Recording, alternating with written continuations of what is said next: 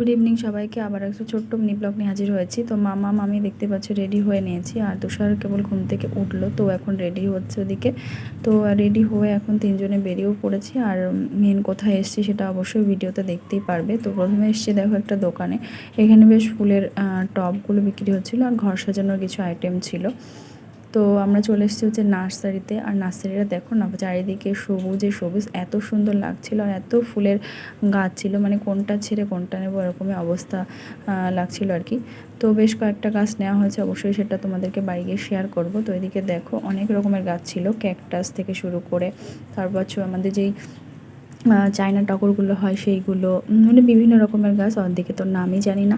তো খুব সুন্দর লাগছিল আর কি, মানে চারদিকে এত সবুজ সবুজ, আর তার মধ্যে কিছু কিছু ফুল ছিল। তবে ফুলের থেকে বেশি ওই যে মানি প্ল্যান্টগুলো হয়, মানে সেইগুলোই বেশি ছিল আর কি।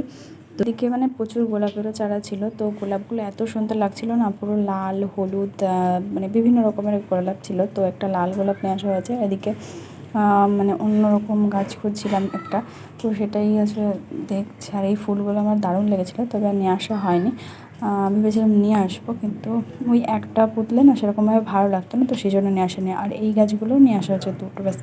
তো মামা এদিকে দেখো মানে গাছ দেখতে ব্যস্ত। তো চলো কী কী গাছ না হচ্ছে অবশ্যই সেটা বাড়িকে দেখাবো। তো চলো এখন বাড়ির দিকে যাওয়া যাক।